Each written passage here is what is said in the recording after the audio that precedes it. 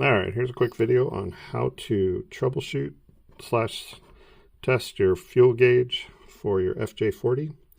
And the fuel gauge is a little bit different in that if you look at the back here, I'll take these wires off real quick here. There's 3 posts. This is the power post. This is goes to the sending unit for the fuel sending unit. And this top one actually is the power for the temp gauge. So a little bit different from the other gauges in the truck. So to hook this up, we'll hook power. And by the way, I just used a 9-volt battery here. You can use a 12-volt battery, but a 9-volt battery works. And you know, most people have those laying around, so it's a little easier than going out and hooking up your car battery or getting 2 6-volt batteries or something like that. So I'm going to hook this up. I'm going to hook the power up, and then actually the one thing I missed is on the back here, there is a ground right here.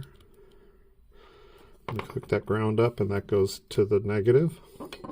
And then I have a test light here, and I'm going to hook this up. We'll check to make sure that the little voltage regulator is working correctly. So we'll hook that up to that top post there, and we'll touch this to the ground. And it takes a minute for it sometimes, but it'll usually start flashing, and that means that little voltage regulator, that little bimetal piece, is kind of opening and closing and giving us light there. So that's the way to test that. And I usually leave it on there for a few minutes just to make sure that it and there it goes. Sometimes it takes a minute to kind of get going, get warmed up. And I usually test this for 5-10 minutes just to make sure that it's actually going to keep going. But usually I've only seen a few times where it kind of stops after a while.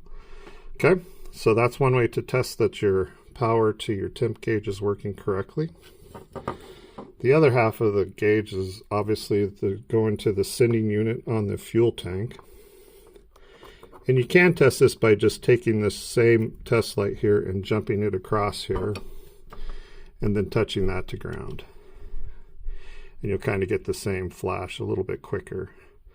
And you'll also notice that as you do that, the temp gauge will go up.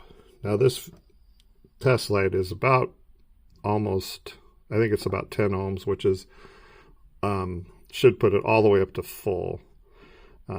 So if you do this and it goes all the way to full with a test light, you're probably about right.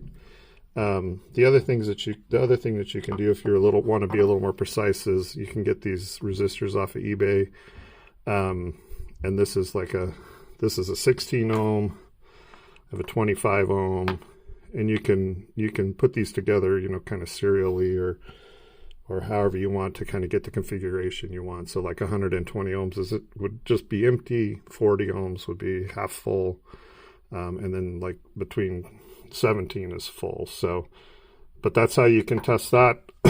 These things are pretty bulletproof. Very rarely see them go bad, but unless there's a short or something like that. If there's a short and if your gauge isn't working, you can look back here, and almost always this little wire right here is melted in half. So if you look back, if your gauge isn't working and you look back here and that little wire is melted in half, then you either need to reconnect that wire and jump it across those 2 connections or get a new gauge. So that's really the only place I've ever seen these really go bad. And occasionally it will go bad here, but that's again pretty rare. So anyways, happy bench testing.